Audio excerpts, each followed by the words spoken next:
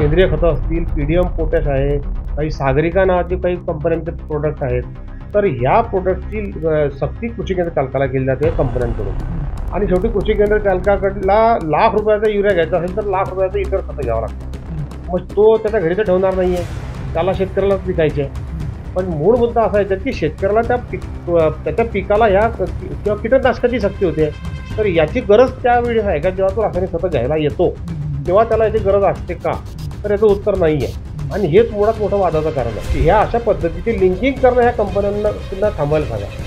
परंतु शासनाचा काही सुद्धा मला इतका खास वचक ह्या कंपन्यांवर आहे असं मला काही वाटत नाही आहे. कारण कोणताच फरक कंपन्यांना पडत नाही आहे. कीटकनाशक जर लिंकिंगमध्ये शेतकऱ्याला द्यावं लागत असेल तर ते शेतकरी आम्हाला डायरेक्ट दुकानावरती म्हणतात आम्ही का हे पिऊन घेऊ का घरी नेऊन काय करणार आम्ही या कीटकनाशकाला. त्याची मानसिकता जी आहे ती बरोबर आहे. आम्ही वारंवार शासनाकडे तगादा करतोय की तुम्ही हे थांबवा पण हा प्रकार थांबलेला नाही आहे. ही वस्तुस्थिती आहे. आजही रासायनिक खत तर दुकानदाराने कंपन्यांना नाही म्हटलं की मी घेत नाही, तुम्ही जर लिंकिंगमध्ये देणार असाल तर त्याला ते खत मिळत नाही जर लिंकिंगमध्ये नाही घेतलं. काही लोकांना त्यांनी माल सप्लाय करून दिला. म्हणजे रासायनिक खताच्या सप्लायच्या आधी कीटकनाशकाचा सप्लाय हा राज्यात झाला. शेवटी हा कोणाकडे जाणार आहे? हा शेतकऱ्याच्याच माती बसणार आहे सर्व. बरोबर. नमस्कार, मॅक्स किसानमध्ये तुमचं सर्वांचं स्वागत. मी संतोष सोनवणे. सध्या शेतीचे कामं सुरू आहेत, पाऊस सुद्धा पडणार आहे सगळ्यात. आणि दुसरा असा एक विषय की शेतकरी खतं आणि बियाणं संदर्भातला वेगवेगळे विषय जरी असले तरी खतांची लिंकिंग हा जो एक महत्त्वाचा प्रश्न आहे. खतांची लिंकिंग हा शेतकऱ्यांच्या माथी मारला जातो. अनेक तक्रारी ज्या आहेत त्या सरकारच्या दरबारी करण्यात आल्या आहे. पण मात्र कंपन्या ज्या आहेत त्या मात्र ज्या दुकानदार आहेत त्यांच्यावर त्या माथी मारून मात्र दुकानदार नंतर शेतकऱ्यांच्या माथी मारतो. त्याच्यामुळे शेतकऱ्यांना परवडत नाही. एकीकडे शेती खर्च करताना वाढतोय, दुसरीकडे भाव मिळत नाही. त्यामुळे शेतकरी नाराज आहे. आपल्याबरोबर मापदाचे अध्यक्ष जे आहेत विनोद तराळते आहेत. नेमकं या संदर्भात आपण त्यांची चर्चा करणार आहेत. नेमकं काय त्यांची भूमिका आहे मापदाची, सरकार या संपूर्ण याच्यावर मदत करतंय का, की सरकार कुठल्याही प्रकारे कंपन्यावर अंकुश मिळवत नाही आहे. विनोदजी, तुमचं स्वागत आहे मॅक्स किसानमध्ये. माझा पहिलाच प्रश्न असा आहे की खतांची लिंकिंग हा एक वर्षानुवर्ष प्रश्न चालला आहे. मापदाचे तुम्ही अध्यक्ष आहेत. पूर्ण राज्यभरातल्या तुमच्या अंतर्गत सगळ्या ह्या दुकानं ज्या येतात, कृषी केंद्र येतात, पण मात्र शेतकऱ्यांची प्रचंड लूट होते. याकडे तुम्ही कसं बघता का आणि सरकार नेमकं काय करतंय का? आता खरीप हंगामाला सुरुवात झालेली आहे आणि आमचा शेतकरी बंधू बियाणं असेल, खतं असेल ही घेण्यासाठी कृषी केंद्रांवरती सध्या सर्वच राज्यभरामध्ये मोठ्या प्रमाणात शेतकरी गर्दी करतोय. अशा वेळेस आम्ही लिंकिंग हा जो विषय आपण आता विचारला तर लिंकिंगच्या बाबतीमध्ये मागच्या 3-4 वर्षापासून आम्ही कंटिन्यू केंद्र शासन, राज्य शासन यांच्याकडे पाठपुरावा करतोय, अधिकाऱ्यांकडे पाठपुरावा करतोय की आमचा शेतकरी राज्यामध्ये जो त्रस्त झालेला आहे ह्या लिंकिंगमुळे. कारण शेतकरीला शेवटी लिंकिंग ही कृषी केंद्र चालकाकडून होते ही वस्तुस्थिती आजही आहे, आम्ही नाकारत नाही. कारण याच्यामध्ये रासायनिक खत उत्पादक कंपन्या ह्या मोठ्या प्रमाणावरती कृषी केंद्र चालकांना लिंकिंग करतात. मग त्याच्यामध्ये युरिया असेल, पोटॅश असेल, 10-26-26 असेल, या रासायनिक खतांच्या सोबत इतर खतांची सक्ती केली जाते दुकानदाराला घ्यायला. आणि त्याच्यामध्ये मग जे सक्ती होते ते प्रोडक्ट आहे, त्याच्यात नॅनो युरिया असेल, नॅनो DAP असेल, पीडीएम पोटॅश असेल किंवा झिंक असेल, सेंद्रिय खतं असतील, पीडीएम पोटॅश आहे, काही सागरिका नावाचे काही कंपन्यांचे प्रोडक्ट आहेत. तर ह्या प्रोडक्टची सक्ती कृषी केंद्र चालकाला केली जाते कंपन्यांकडून. आणि शेवटी कृषी केंद्र चालकाकडला ₹1,00,000 युरिया घ्यायचा असेल तर ₹1,00,000 इतर खतं घ्यावं लागतात. मग तो त्याच्या घरी तर ठेवणार नाही आहे, त्याला शेतकऱ्यालाच विकायचे आहे. पण मूळ मुद्दा असा आहे की शेतकऱ्याला त्याच्या पिकाला ह्या किंवा कीटकनाशकाची सक्ती होते. तर याची गरज त्यावेळी आहे का जेव्हा तो रासायनिक खतं घ्यायला येतो तेव्हा त्याला याची गरज असते का? तर याचं उत्तर नाही आहे. आणि हेच मुळात मोठं वादाचं कारण आहे. आमचं असं म्हणणं आहे की आम्ही शेतकऱ्याशी डे बाय डे पिढीजात वर्षानुवर्ष कृषी केंद्र चालक हा त्या खेड्यांमध्ये जुळलेला आहे आणि त्याचे संबंध असतात शेतकऱ्यांची, त्यालाही सर्व माहिती असते. तोही शेतकऱ्याचा पोरगा आहे की शेतीमध्ये काय पिकतंय काय नाही पिकत आहे आजच्या परिस्थितीत. मग अशा वेळेस त्याला नको असलेले खतं लिंकिंग करणं आम्हालाही पटत नाही, आमच्या बुद्धीतही बसत नाही. परंतु शेवटी हा माल आम्ही घरात ठेवणार नाही, आम्हाला खाली विकायचंच आहे म्हणून आम्ही ते शेतकऱ्याला आम्ही सुद्धा त्या माल सक्तीने विकतो अशी परिस्थिती आहे. मग त्याची तक्रारी होतात. म्हणून आमचं असं म्हणणं आहे कारवाई दुकानदारावर होते आणि याच्यामध्ये जो सफर होतोय तो कृषी केंद्र चालक होतो.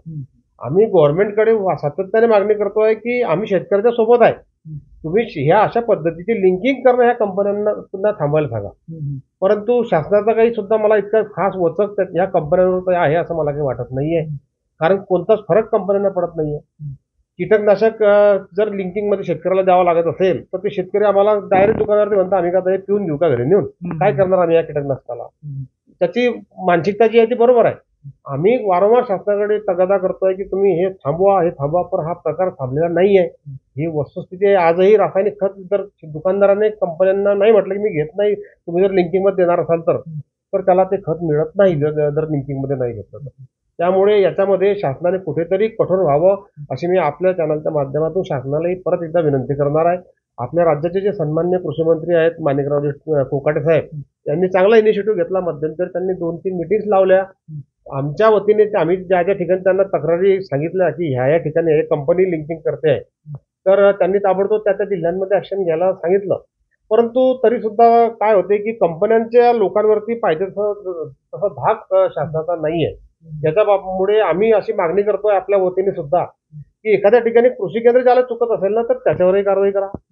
ज्या कंपनीचं लिंकिंग होणार असेल त्या कंपनीचा डिस्ट्रिक्ट इन्चार्ज आणि स्टेट इन्चार्ज डायरेक्ट यांच्यावरती फौजदारी कारवाई करा. त्याशिवाय हे लोक शेतकऱ्यांना अशा पद्धतीने अडचणी आणणं थांबवणार नाही.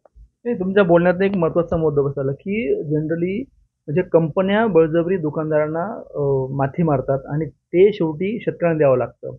मग कंपन्या असं तुम्ही जर बोललात की ह्या कंपन्यांना कंट्रोल कोण करतं? सेंट्रल गव्हर्नमेंट, राज्य गव्हर्नमेंट नेमकं काय याच्यात तोडगा काय काढणार आहे? कारण कंपन्याच जास्त पैसे कमवत आहेत, त्याचं नुकसान थेट शेतकरी जो आहे त्यांना पोहोचतं, दुकानदारांनाही पोहोचत नाही. फायदा कंपन्यांना होतो, थेट नुकसान मात्र शेतकऱ्यांना होतं. मग हे कुठे थांबणार? म्हणजे काही या संदर्भात काही तोडगा निघणार का? खरं म्हणजे असं आहे की रासायनिक खत कंपन्या ज्या आहेत देशभरामध्ये या सर्व रासायनिक खत कंपन्यांना केंद्र सरकारच्या वतीने अनुदान मिळते या रासायनिक खतांच्या विक्रीवर. हे अनुदान मिळते रासायनिक खतांची विक्री झाल्यानंतर. कंपन्यांचं या बाबतीत अशी भूमिका आहे किंवा म्हणणं आहे की बाबा आम्हाला लवकर सेंट्रल गव्हर्नमेंटकडून ही सबसिडी काही मिळत नाही आणि आमच्या मग हे जे रासायनिक खतं आम्ही खाली विकतो याच्यावरती आमची जी मोठी लागत आहे त्याचा जर ताळमेळ बसवायचा प्रयत्न केला तर आम्ही तोट्यात आहे असं रासायनिक खत कंपन्यांचं म्हणणं. आणि म्हणून मग आम्ही तो तोटा भरून काढण्यासाठी हे पीडीएम पोटॅश असतील किंवा हे कीटकनाशक असतील किंवा सेंद्रिय खतं असतील, नॅनो असतील दोघं तिघं, हे आम्ही विकतो. मग आमचं त्यांना असं म्हणणं आहे की तुम्ही चांगल्या क्वालिटीचे विका ना. याचा दर्जा फार शंकास्पद आहे साहेब. याची क्वालिटीच नाही असा माझा स्पष्ट आरोप वारंवार आहे. आणि मी मंत्री महोदयांना सुद्धा सांगितलं होतं की तुम्ही यांची रॅन्डमली चेकिंग लावा खाली. आमच्या कृषी केंद्र चालकांकडे याची चेकिंग होऊ द्या या प्रोडक्ट्सची. आणि जर यांचे प्रोडक्ट सबस्टँडर्ड निघाले तर यांच्यावर कठोर कारवाई करा. परंतु काय होते की ह्या कंपन्यांना हे जे सबब पुढे केले जाते की आम्हाला मार्जिन नाहीये, मग तुम्ही मार्जिन मिळवण्यासाठी म्हणून शेतकऱ्याला वेठीत धरणार आहे का? कृषी केंद्र चालक याच्यामध्ये वेठीत धरला जातोय. त्यामुळे केंद्र सरकारची खरं म्हणजे याच्यावर कंट्रोल टोटल सेंट्रल गव्हर्नमेंटचा आहे, राज्य शासनाचं याच्यावर लायझनिंग आहे. परंतु मेन कंट्रोल हा सेंट्रल गव्हर्नमेंटचा आहे. सेंट्रल गव्हर्नमेंटनेच या बाबतीत मानसिकता जर केली की जर तुम्ही ह्या लिंकिंग बंद नाही केलं तर आम्ही तुमचं अनुदान थांबवून टाकू, तर ताबडतोब लिंकिंग थांबेल असं माझं मत आहे. हो, अजून महत्त्वाचा मुद्दा आहे की अनुदान थांबवलं तर ह्या कंपन्या कुठेतरी घडतील. ह्या कंपन्या ज्या सब कंपन्या जसं ते खत कंपन्या देतात म्हणजे शेतकऱ्यांकडे दुकानदारांना देतात. परत हे कीटकनाशक पूर्वी कीटकनाशक देत नव्हते, आता कीटकनाशक सुद्धा कंपल्सरी करायला लागले आणि ते दुकानदारांना कंपल्सरी करतात कंपनी आणि त्यानंतर शेतकऱ्यांना द्यावं लागतं. मग तुमचं म्हणणं अजून शेतकऱ्यांचा असा एक आरोप की बाबा आम्हाला जर एक कीटकनाशक लागत नसतील तर आम्ही काय करायचं जनरली? त्याचा काही तुम्ही पाठपुरावा केलाय का? परिस्थिती अशी आहे की ह्या काही ज्या रासायनिक खत कंपन्या आहेत यांनी रासायनिक खताचा किंवा खरीपाचा हंगाम सुरू व्हायच्या आधीच आमचे जे राज्यभरामधले होलसेलर आहेत त्यांच्याकडनं अग्रीमेंट करून घेतले किंवा त्यांच्याकडनं चेक घेऊन घेतले आहे. त्यांच्याकडनं कमिटमेंट घेतलेले आहे की मी 5 लाखाचं कीटकनाशक विकेल, मी 10 लाखाचं कीटकनाशक विकेल. काही लोकांना त्यांनी माल सप्लाय करून दिला. म्हणजे रासायनिक खताच्या सप्लायच्या आधी कीटकनाशकाचा सप्लाय हा राज्यात झाला. शेवटी हा कोणाकडे जाणार आहे? हा शेतकऱ्याच्याच माती बसणार आहे सर्व. बरोबर. म्हणून याच्या बाबतीत शासनाने सक्त धोरण घ्यावं. आणि शेवटी बघा ग्राहक कायदा काय म्हणतो, शेतकरी असो का एखादा कोणताही तो ग्राहक आहे, शेतकरी आहे, त्याला जे पाहिजे ते द्या, त्याला जबरदस्तीने दुसरं प्रोडक्ट त्यांना देऊ नका. आणि जर तुम्ही देत असाल तर कारवाई व्हायला पाहिजे. मग शासनाने या बाबतीत कारवाई, आमचं असं म्हणणं आहे की दुकानदारात का तुम्ही वेठीत धरताय, तुम्ही कंपन्यांच्या लोकांनाही याच्यामध्ये वेठीत धरा, अशी आमची भूमिका आहे. नाही, याच्यात बरोबर आहे तुमचं म्हणणं. असं आहे की अजून दुसरं दुकानदारांना धरलं जातं, पण असं एक मापदाच्या जे आमचे दुकानदार यांच्यावर आरोप होतो की हे जनसामान्य शेतकऱ्यांना असं वाटतं की यांच्या दुकानदारांमुळेच आम्हाला बळजबरी करावं लागतं. हा सुद्धा आरोप तुमच्यावर दुकानदारांना होतो. या संदर्भात तुम्ही काय म्हणता? परिस्थिती अशी आहे राज्यभरामध्ये की आमचा एक छोट्यातला छोटा जरी एखाद्या ग्रामीण भागातला लहान दुकानदार असला तरी त्याच्या दुकानामध्ये जर तुम्ही प्रत्यक्ष व्हिजिट केली आणि त्याच्याकडे ह्या रासायनिक खतासह आलेले जे इतर प्रोडक्ट आहेत त्याची जर तुम्ही इन्व्हेंटरी काढली की नॅनो डीएपी इतका, नॅनो युरिया इतका, झिंक इतका आहे, मायक्रोला एवढा आहे, बायोला एवढा आहे किंवा जे पेस्टिसाइड इतकं आहे, म्हणजे हे रासायनिक खतासह आलेलं प्रोडक्ट त्याची इन्व्हेंटरी खूप मोठी आहे. एकेका दुकानदाराकडे 40-40 लाख रुपयाचे हे प्रोडक्ट पडून आहे. आणि रासायनिक खतामध्ये आमच्या कृषी केंद्र चालकाला ही काही फार मोठी कमाई नसते. एका गोणीमागे ₹2 कमाई त्याच्यामध्ये असते.